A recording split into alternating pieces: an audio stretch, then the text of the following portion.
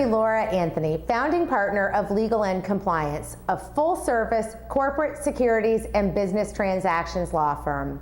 Today's Lawcast will discuss fully reporting issuers that are delinquent in their reporting obligations and how to bring them current. In 2004, the SEC instituted the Delinquent Filers program and created the Delinquent Filers branch as part of its division of enforcement.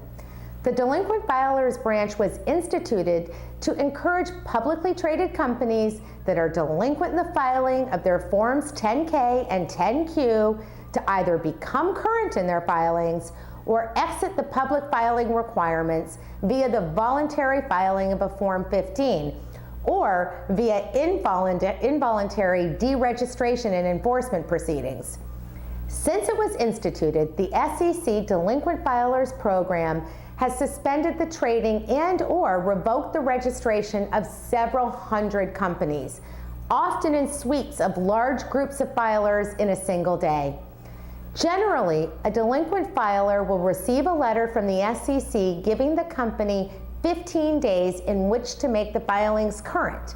And if such filings are not made current during that time, the SEC will institute administrative proceedings to revoke the registration of the company's securities.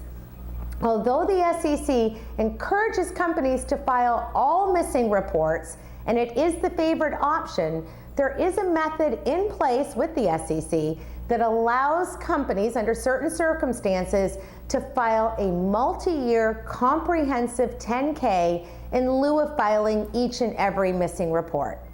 So, a company that is delinquent in its reporting requirements has three options: either file all the missing reports, or seek permission from the SEC to file a multi-year 10K, or file a Form 15 and be relieved of the reporting obligations.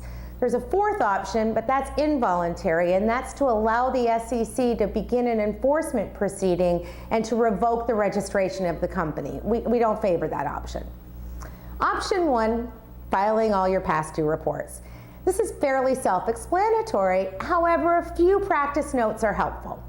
In preparing and writing the past due reports, the drafter should complete all the information to the current date of filing the report.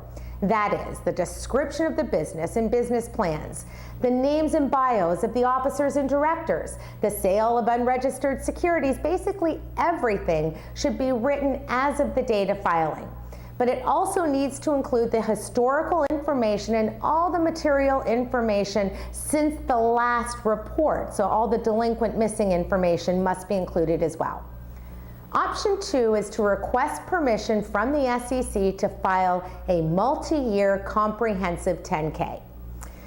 The multi-year comprehensive 10K request takes a lot of time and preparation and initial groundwork to demonstrate to the SEC the ability to file the required information in a timely fashion.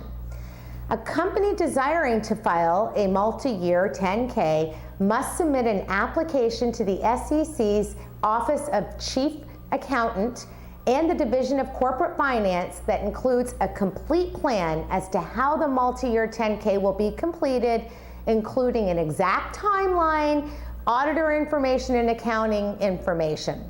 My blog on that subject has details on the application requirements, and I encourage you to read it. Generally, the SEC responds within 10 days, and they can ask for more information, they can approve the request, or they can deny the request. If approved, the multi-year 10K must include audited financial statements and MD&A for each delinquent year and all material information that would have been disclosed in the delinquent periodic reports had they been filed. It really is about the same amount of work as filing all the missing reports. The third option, the third voluntary option, is to file a Form 15. If a company qualifies to do so, it may file a Form 15 terminating its Exchange Act registration and thereby relieving itself of the Exchange Act reporting requirements. To qualify to file a Form 15, a company currently must either have fewer than 300 shareholders or fewer than 500 shareholders if it has assets of less than 10 million. However, there is pending proposed rules that will increase that threshold to 2,000 or more shareholders or 500 or more unaccredited shareholders, and that rule is in compliance with the Jobs Act. A Form 15 does not technically relieve a company's obligation to file past due reports. However, in practice, the SEC rarely, if ever, requires those past due filings. Also, an issuer that files a Form 15 may thereafter file a new Form 10 registration statement and once again become subject to the reporting requirements. As with all Form 10s, only 2 years of audited financial statements will be necessary.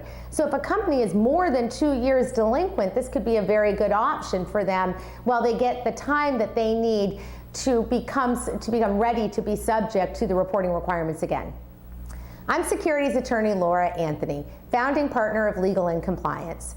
Should you have any questions about today's topic, please visit securitieslawblog.com or contact me directly. Inquiries of a technical nature are always encouraged.